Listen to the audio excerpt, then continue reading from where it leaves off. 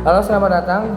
Saya di sini akan membahas tentang anatomi dan fisiologi sistem saraf manusia secara komprehensif. Sistem saraf kita yang terbagi menjadi sistem saraf pusat dan sistem menjadi pusat kendali seluruh tubuh. Mari kita simak penjelasannya ya.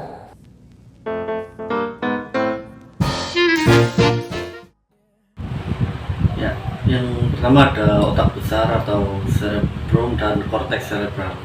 Saya akan menjelaskan tentang otak besar atau cerebrum.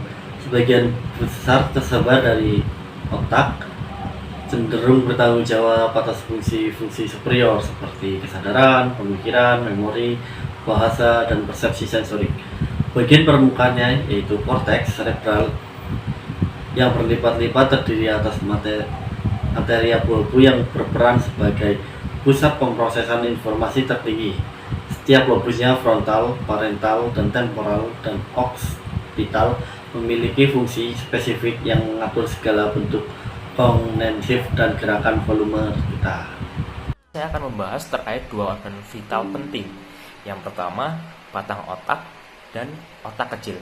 Batang otak atau juga disebut dengan brainstem itu terdiri dari 3 komponen, yaitu medulla oblongata, pons, dan midbrain. Ia sebagai penghubung antara otak dan sumsum tulang belakang. Juga berfungsi sebagai fungsi hidup dasar, yaitu pernapasan, denyut jantung, dan siklus tidur bangun. Lalu bagaimana dengan yang kedua, yaitu otak kecil atau juga disebut dengan cerebellum? Itu terletak di posterior, berfungsi sebagai titik koordinasi untuk melatih koordinasi, akurasi, dan ketepatan waktu. Ia juga menyelaraskan otot untuk menjaga postur tubuh dan keseimbangan.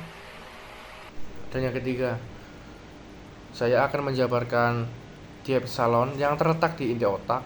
Struktur ini memiliki 2 komponen utama.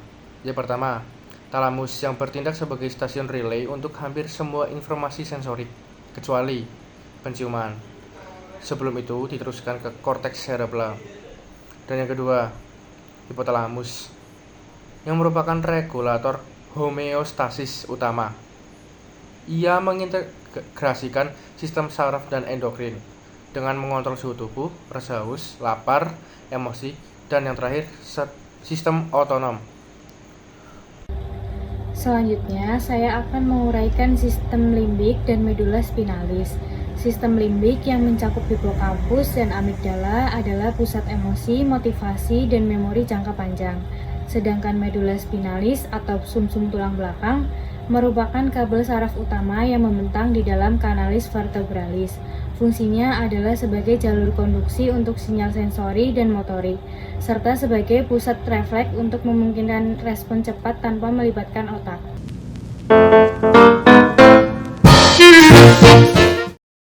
Sel saraf, neuron, dan klasifikasinya. Saya akan menerangkan unit fungsional sistem saraf, yaitu neuron. Setiap neuron terdiri dari badan sel dendrit yang menerima sinyal dan akson yang menghantarkan sinyal. Berdasarkan fungsinya, neuron diklasifikasikan menjadi 1 neuron sensorik aferen membawa impuls dari reseptor sensorik ke SSP.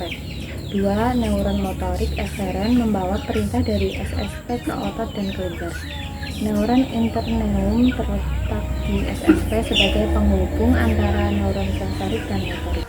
Saya akan memaparkan sistem saraf somatik dan sel glia. Sistem saraf somatik mengontrol gerakan otot rangka yang bersifat volunter atau disadari. Sementara itu, sel glia adalah sel pendukung syaraf.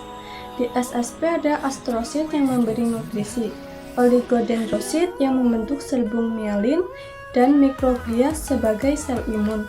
Di SST, sel Schwann berperan membentuk mielin untuk mempercepat hantaran impuls.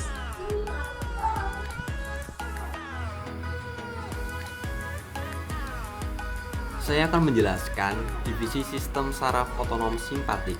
Sistem ini dikenal dengan respon fight or flight. Ia memobilisasi tubuh untuk menghadapi ancaman atau stres dengan cara meningkatkan denyut jantung, mendilatasi pupil, meningkatkan tekanan darah, dan menghambat aktivitas pencernaan.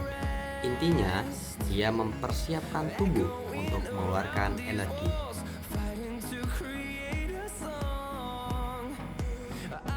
sistem otonom atau parasimpatik. Di sini saya akan menjelaskan tentang fungsinya sistem saraf otonom atau parasimpatik ini. Fungsinya adalah untuk menghemat dan memulihkan energi dengan cara menunjukkan denyut jantung, menstimulasi pencernaan, mengontraksi kandung kemih, dan menyempitkan pupil. Kerja simpatik dan parasimpatik umumnya bersifat antagonis untuk menjaga keseimbangan dalam tubuh. Baik, saya di sini akan menjelaskan bagian ketiga yaitu komunikasi dan integrasi. Yang pertama saya akan mendemonstrasikan konsep potensial aksi. Ini adalah gelombang perubahan fisik yang bergerak sepanjang akson neuron menuju dasar antara impuls saraf. Proses depolarisasi dan repolarisasi yang bergantian ini yang dipercepat oleh selubung mielin memungkinkan sinyal jalan dengan cepat dari satu ujung syaraf ke ujung syaraf lainnya. Saya akan menerangkan tentang sinapsis dan neurotransmitter. Sinapsis yaitu titik pertemuan antara dua neuron. Komunikasi di sinapsis tidak secara listrik, melainkan kimiawi. Ketika impuls sampai di ujung akson, ia menyebabkan pelepasan neurotransmitter seperti asetilkolin, dopamin, atau serotonin ke dalam celah sinapsis. Zat kimia ini kemudian mengikat reseptor di neuron berikutnya, mentransmisikan sinyal. Inilah dasar molekuler dari seluruh proses berpikir, bergerak, dan merasa. Saya akan menyampaikan proses integrasi dalam sistem saraf. Semua komponen yang telah dijelaskan mulai dari SSP, SST, neuron hingga sinapsis bekerja sama dalam suatu jaringan termigrasi. Input sensori diproses di SSP yang kemudian menghasilkan output motorik yang tepat.